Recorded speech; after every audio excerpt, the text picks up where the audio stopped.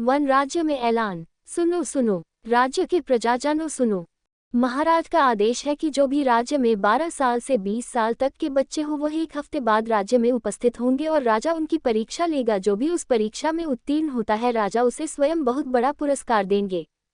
सभा में वही लड़के आएंगे जिनके पास कुछ शक्तियां होगी या फिर युद्ध लड़ने का, अस्त्र शस्त्र चलाने का कौशल आता होगा और युद्ध कौशल तथा ज्ञान में अव्वल होंगे।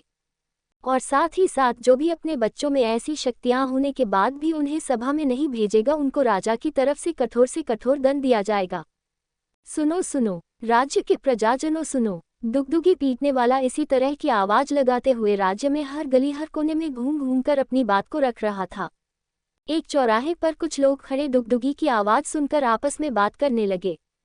यार रजुआ राजा को आखिर क्या हो गया है जो आज इस तरह का फरमान जारी कर रहा है। चोखा ये राजा बहुत अजीब है। अब जब मरणासन स्थिति के लिए बिस्तर पर पड़ा है तो कुछ सोचा होगा। वहां पर खड़े एक दूसरे व्यक्ति ने जवाब दिया। कौन अपने बच्चों को करने के लिए वहां भेजेगा? एक तीसरे व्यक्ति ने जवाब दिया। तुम लोगों ने शायद पूरी बात नहीं सुनी। राजा ने फरमान जारी किया है कि जो भी अपने बच्चों को नहीं भेजेगा उसको राजा कड़ी से कड़ी सजा देगा। वह लोग आपस में इसी तरह की बातें करने लगते हैं। मेरी कहानी धीरा एक योद्धा जानने के लिए पढ़िए पॉकेट एफएम पर। आपका कुलदीप सिंह 2 राज्य भवन। महाराज की जय हो। महामंत्री विक्रम देव आपसे मिलना चाहते हैं और वह गेट पर पहुंच गए हैं। एक द्वारपाल महाराज से अपना अदब से सर झुकाए हुए कहता है। क्या महामंत्री विक्रम देव आए हैं? उन्हें सम्मान सहित अंदर लेकर आओ। महाराज अपने बिस्तर से उठते हुए कहते हैं। लंबी बीमारी की वजह से महाराज जू देव उठ नहीं पा रहे। पास में खड़े एक सेवक ने महाराज को सहारा दिया और पीछे से एक मस्कन लगा देते हैं जिसके सहारे महाराज जू देव लेटे हुए गेट की ओर देखने लगते हैं। महाराज की जय हो। विक्रम देव आपके चरणों में प्रणाम करता है। महामंत्री विक्रम देव महाराज के सामने दोनों हाथ जोड़कर सम्मान से प्रणाम करते हैं। आओ विक्रम देव आओ, मेरे समीप आकर बैठो और बताओ हमारे राज्य में क्या बातें हो रही है। महाराज अपने समीप एक बैठक की ओर इशारा करते हुए कहते हैं। हमारे राज्य में सब लोग यही बात कर रहे हैं कि आखिर महाराज को क्या हो गया है जो आज इस तरह की घोषणा करवा रखा है। महाराज के इसके पीछे मंशा क्या है? कहीं कोई गलत भावना या कोई गलत इरादा राज्य की तरफ से अबोध बालकों के लिए तो नहीं लिया गया? महामंत्री विक्रम देव महाराज के समीप बैठते हुए बताते हैं। जब से घोषणा हुई थी तभी से महाराज ने महामंत्री से कहा था कि वह राज्य में भेष बदलकर और अपने गुप्तचरों को भी भेष बदलकर राज्य के चारों तरफ घुमाए तथा ये पता लगाएं कि उनकी इस घोषणा से राज्य के लोगों के अंदर कैसी भावना आ रही है और वह इस घोषणा को किस तरह ले रहे। इन्हीं सब बातों की जानकारी लेने के बाद महामंत्री विक्रम देव महाराज से मिलने आए थे।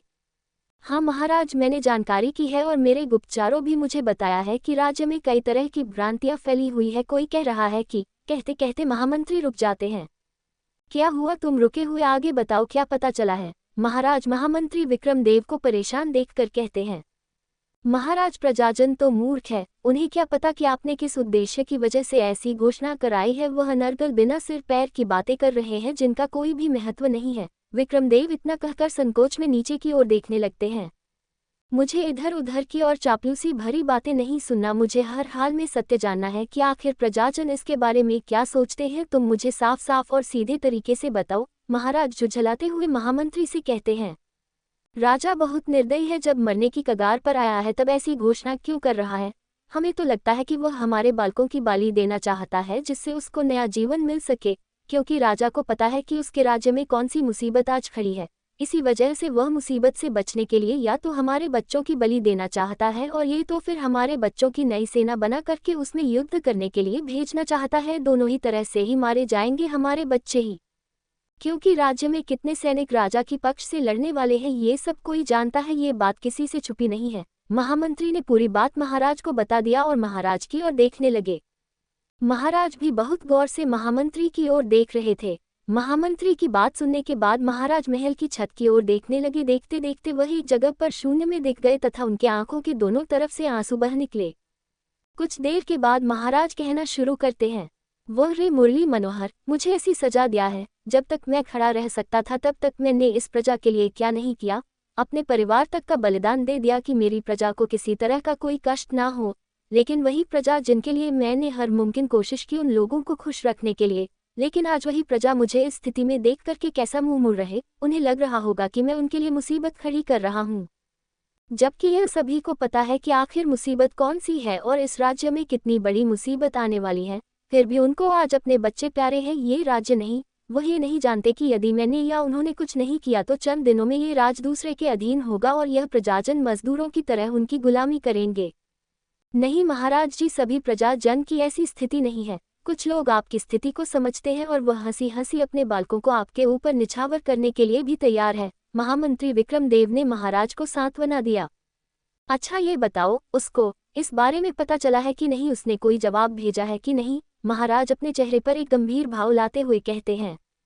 मेरे गुप्तचारों ने बताया है कि उन्हें भी इस बारे में पता है और उन्होंने कहा है कि वह समय आने पर आपसे मुलाकात करने जरूर आएंगे तथा इस हालात से निकलने में हमें रास्ता दिखाएंगे, महामंत्री ने महाराज को बतलाया।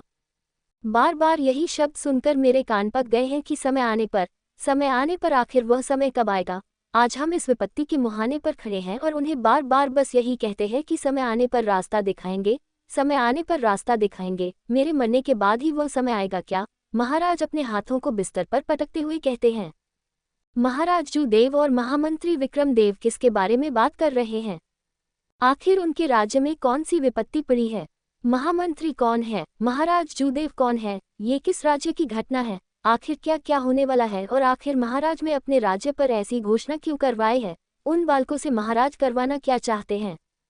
सब कुछ जानने के लिए मेरी नई कहानी धीरा एक जानबाज पढ़े सिर्फ पॉकेट एफएम और पॉकेट नोबेल पर।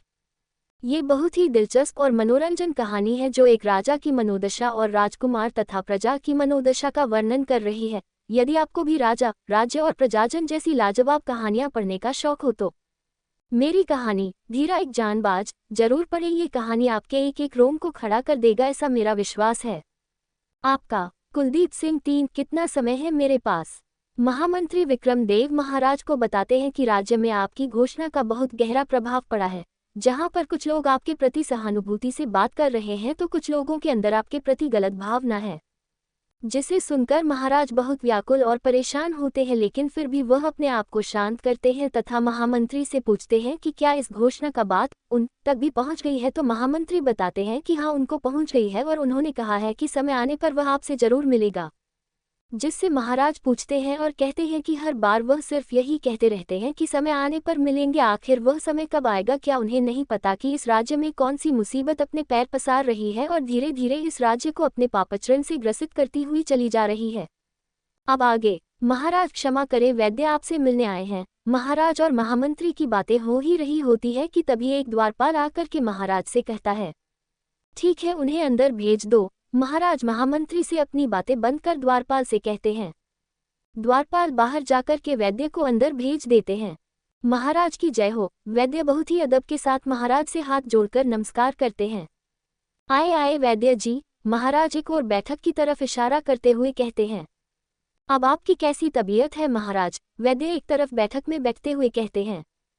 ठीक ही है वैद्य जी, मैं तो अपनी आखिरी सांसें गिन रहा हूँ। महाराज जूदेव एक लंबी और गहरी सांस छोड़ते हुए कहते हैं। ऐसी बात क्यों कर रहे हैं महाराज? प्रभु मुरली मनोहर आपको लंबी उम्र दे, वैद्य भगवान से प्रार्थना करते हुए कहते हैं। कुछ देर के लिए उन लोगों के बीच खामोशी छा जाती है। उस खामोशी को तोड़ते हुए वैद्य महामंत्री जी से कहते हैं, और महामंत्री विक्रमदेव जी आप कैसे हैं? लग रहा है मैं गलत समय पर आ गया, शायद आपकी और महाराज की कोई महत्वपूर्ण चर्चा हो रही थी। नहीं नहीं वैद्य जी, ऐसी कोई बात नहीं है, आपको तो यहाँ होना ही चाहिए क्योंकि आप ही हैं जो हमारे महाराज के लिए कितना कुछ कर रहे हैं। महामंत्री विक्रमदेव ने भी सम्मान के साथ वैद्य जी से कहा। अच्छा ये बताए वैद्य जी कि महाराज की हालत में पहले से कुछ अंतर आ रहा है कि अभी भी स्थिति वैसी की वैसी ही है? आखिर आप इतना प्रयास कर रहे हैं फिर भी महाराज के शरीर में तनिक भी परिवर्तन नहीं समझ में आ रहा है। महामंत्री ने विद्या से महाराज की तरफ इशारा करते हुए पूछते हैं। क्या बताऊं महामंत्री जी, मैं अपनी तरफ से पूरी कोशिश कर रहा हूं और इस संसार में मिलने वाली एक से एक अच्छी और कारगर बूटी का इस्तेमाल कर रहा हूं, फिर भी महाराज में तनिक भी अंतर नहीं आ रहा है। पता नहीं आखिर ऐसी कौन सी बीमारी है जिसे मैं भी नहीं पकड़ पा रहा हूं। वैद्य बहुत ही लज्जित स्वर में जवाब देते हैं। वैद्य जी आपको लज्जित होने की जरूरत नहीं है, आप बहुत अच्छा इलाज कर रहे हैं, लेकिन शायद मेरी किस्मत में ही अब सही होना नहीं लिखा है, इसलिए मुझे कोई भी दवा कारगर नहीं कर रही है। बस मेरी अब एक ही अभिलाषा है कि इस राज्य को किसी ऐसे व्यक्ति के हाथों में देख लूं जो मेरे राज्य को और प्रजाजन को खुशहाल रख सके और इस विपत्ति से निकाल सके। महाराज जूदेव वैद्य की मनोदशा को भांपते हुए उन्हें तसल्ली और हौसला देने के इरादे से कहते हैं, वैद्य जी यह बताए कि अभी मेरे पास कितना समय है। महाराज वैद्य से कुछ सोचते हुए पूछते हैं। वैद्य अपने स्थान से खड़े होते हैं और महाराज की नब्ज को पकड़कर कुछ देर के लिए अपने आप को शून्य की स्थिति में ले जाते हैं। वैद्य कुछ देर नब्ज पकड़े रहने के बाद फिर से अपने स्थान पर आकर बैठ जाते हैं और महाराज की ओर देखते हुए कहते हैं, महाराज जहाँ तक मेरा ज्ञान और मेरी गणित के हिसाब से मुझे लगता है कि आपके पास ज़्यादा से ज़्यादा 1 वर्ष का ही समय शेष रह गया है। वैद्य ने बस इतना ही कहा और सर नीचे कर चुपचाप जमीन की ओर देखने लगते हैं। महामंत्री जी सुन लिया वैद्य की बातें, फिर भी आपको लगता है कि मैं व्यर्थ ही चिंता कर रहा हूँ। अब आप हर हाल में उनसे जाकर के आप मिले और उनसे राज्य के सारी बातों का विवरण बताएं, तब जाकर के मुझे तसल्ली होगी कि आखिर उन्होंने क्या जवाब दिया। महाराज ने महामंत्री विक्रमदेव से कहा। हाँ महाराज, मैंने वैद्य जी की बातों को सुना और समझा।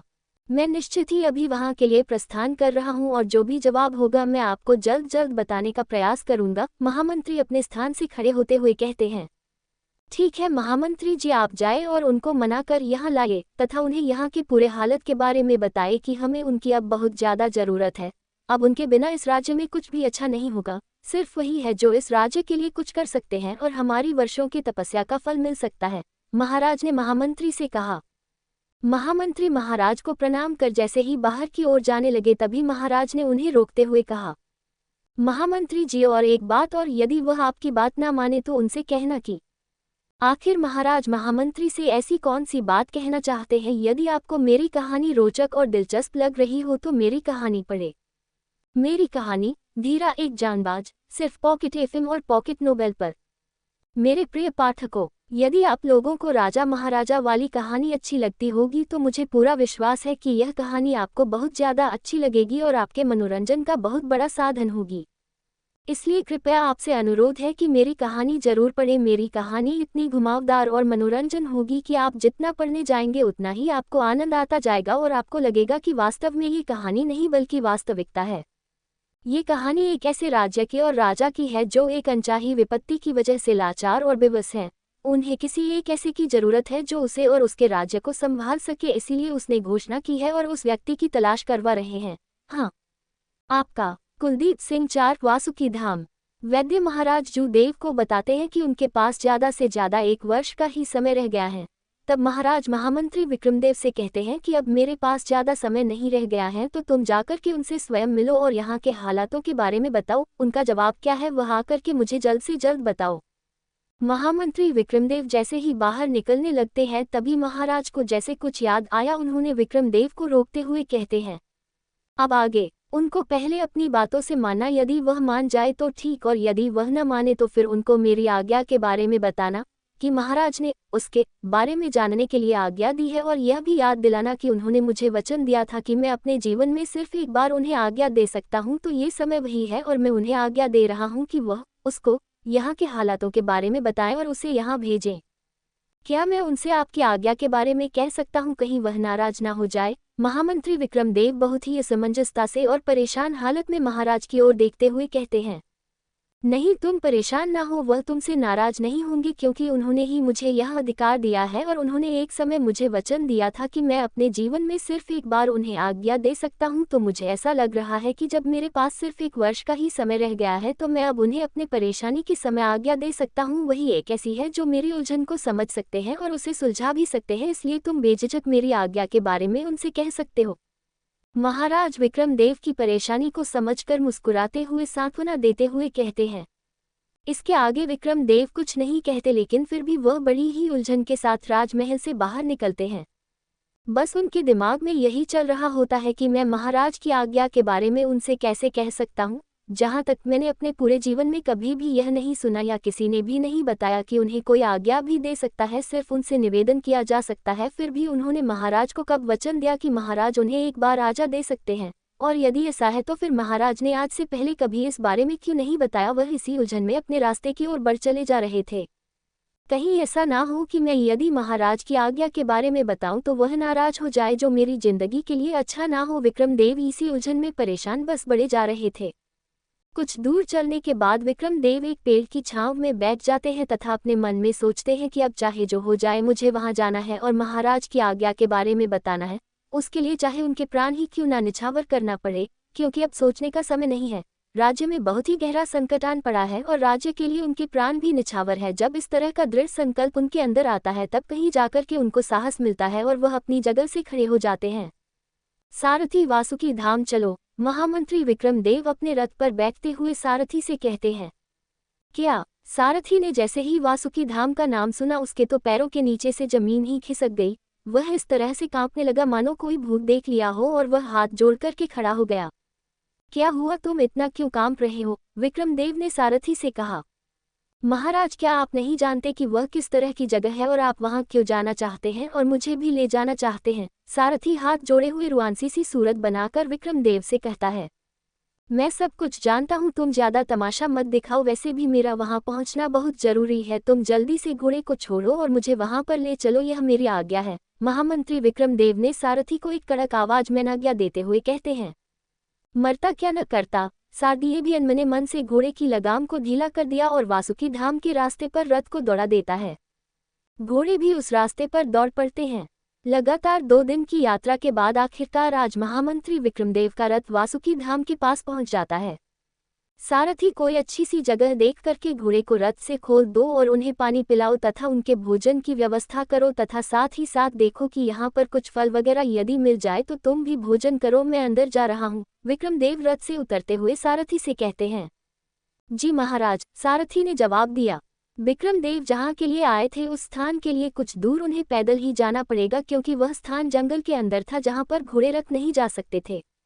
कुछ दूर चलने के बाद विक्रमदेव मुड़कर सारथी से कहते हैं। क्यों सारथी, तुम भी मेरे साथ अंदर क्यों नहीं चल रहे?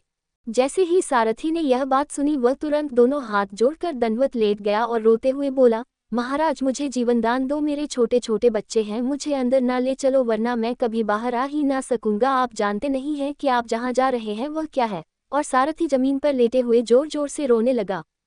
ठीक है, अब ज्यादा रो नहीं, उठो और घोड़े की सेवा करो, मैं जाता हूँ। विक्रमदेव मुस्कुराते हुए सारथी से कहते हैं और अपने रास्ते पर बढ़ जाते हैं। वासुकी धाम में क्या है जिसका नाम सुनते ही सारथी इतना ज्यादा डर गया, और वह कौन है जिसके बारे में सोचकर विक्रमदेव भी सहम गए और उन्होंने अपने प्राण भी देने का निर्णय ले लिया। वह कौन है जो इतने बड़े राज्य को मुसीबत से निकल सकता है, जिसके ऊपर राजा को बहुत अधिक विश्वास है कि उन्होंने अपने वर्षों पुराने दिए गए उसके वादे को भी आज प्रयोग कर लिया और विक्रमदेव से कह दिया कि यदि वह न माने तो कह देना कि महाराज की आज्ञा है। कौन है वह शक्तिशाली, यह पूरे राज्य को अकेले ही संभाल सकता है। हाँ, यदि मेरी कहानी आप लोगों को पसंद आ रही हो तो मेरी कहानी को और अधिक जानने के लिए मेरी कहानी पढ़िए पॉकेट एफएम पर और पॉकेट नावल पर। मेरी कहानी धीरा एक जानबाज।